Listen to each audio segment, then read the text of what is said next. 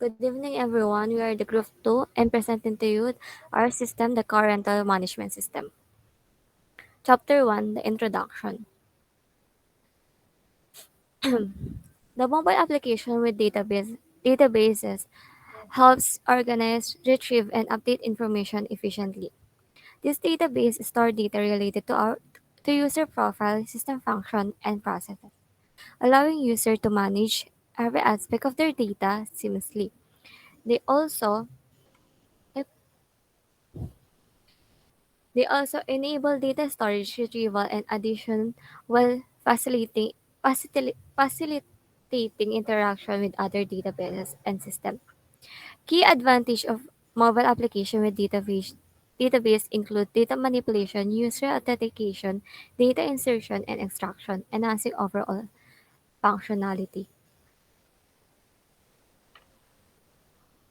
About the system, the car rental management system display a car rental manage and manage all aspects of the operation, including customer information, customer booking, and payment methods, allowing for an efficient car rental process. Through the system, renting car become easier, faster, and more convenient. By integrating a centralized database and SQL Log as a database management tool, the system ensures real-time data access, reducing manual errors and enhancing overall operational efficiency. Additionally, the system has two components, which are the user page and the admin page. The user page has the user login sign up, the available cars, and the booking status and the payment of the car rented, and the booking of the cars. The system allows customers to select car to rent with fast and convenient booking. While the admin page has has view booking, manage users, and manage cars. By automating the rental process, ensuring accurate record keeping, and improving customer experience.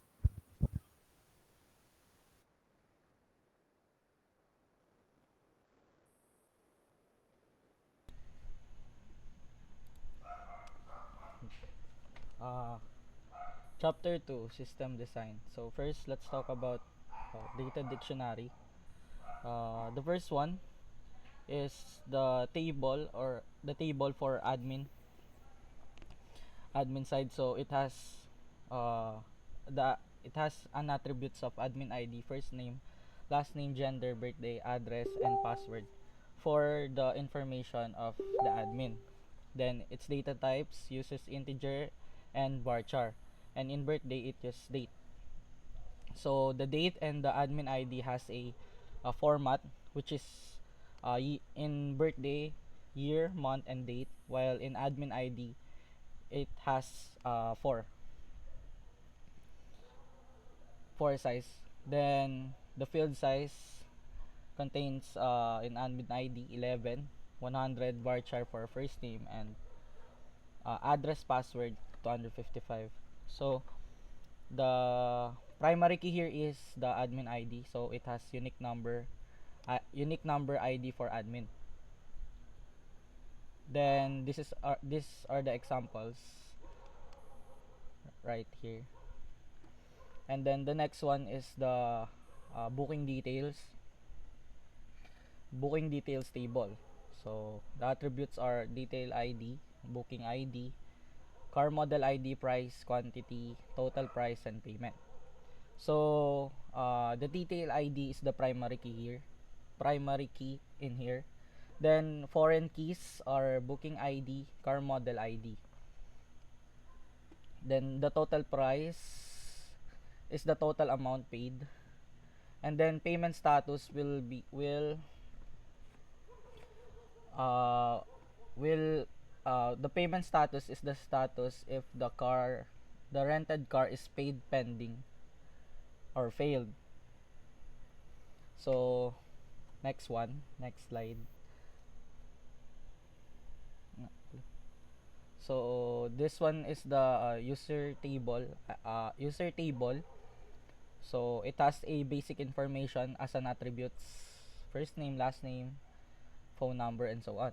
So the user ID, this is the primary key here. and it also has a password. So the examples are this one. So 13. So first name as Joshua, last name as Susano. So next slide. So the database design, or the ERD, entity relationship diagram. So the first table will be the users. So there's a one is to many going to bookings.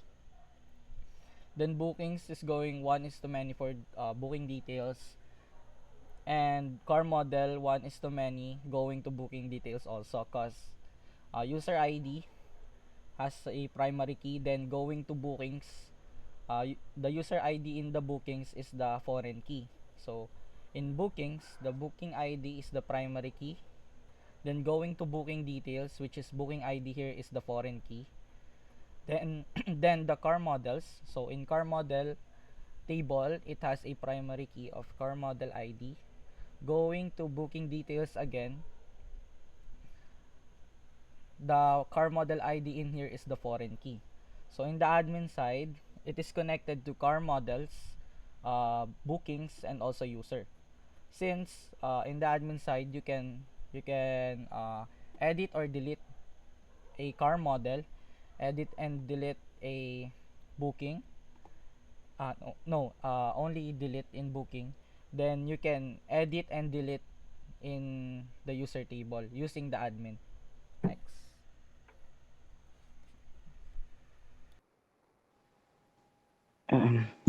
So for this slide, basically highlights the features and functionality of the admin dashboard in the JPSP car rental management system. The admin page serves as the central control panel, allowing administrators to efficiently manage the entire rental system. They can view bookings, including details like booking ID, customer information, rental duration, total price, and payment status, ensuring smooth transaction tracking. So additionally, the system enables admins to manage users by accessing personal details such as names, emails, phone numbers, and addresses. They also have the authority to reset passwords or delete user account if needed.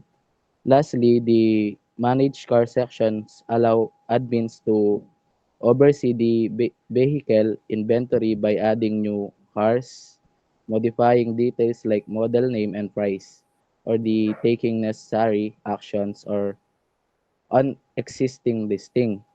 This dashboard streamlines operation, making it easier to monitor rentals, customers, and available car efficiently.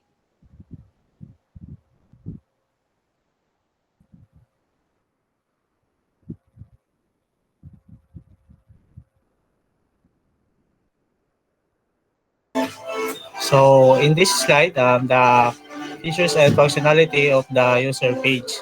Um, so the user page view the user interface of the system. So we have sign up and sign in. And in the sign up, we have an user ID, first name, last name, and phone number, address, email, password, gender, and birthday. And then in sign in, we have email and password. So after we sign in, we proceed to home page. In home page, we have menu bar. So in menu bar, we have home, about, service, contact, and logout.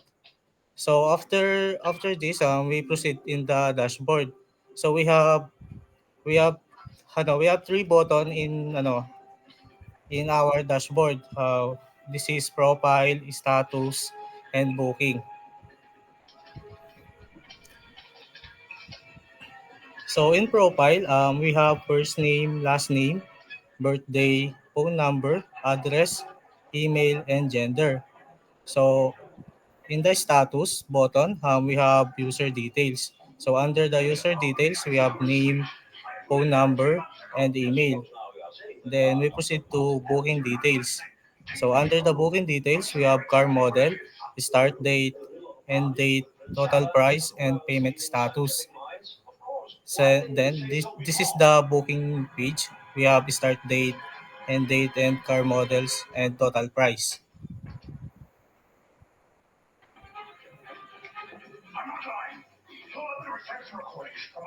So here, we have a conclusion and recommendation.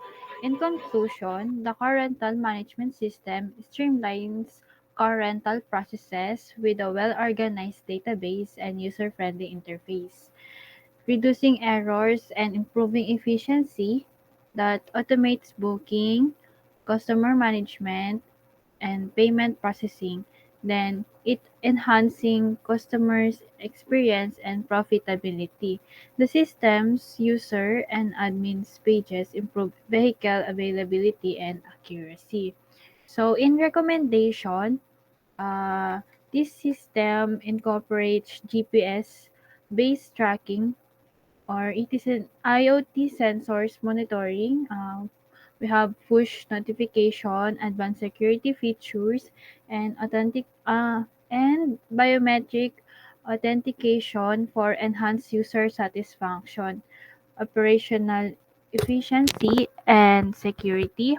And it is also uses AI algorithm to detect suspicious transaction and biometric authentication for secure login and rental verifications. So that's all for today. Thank you for listening.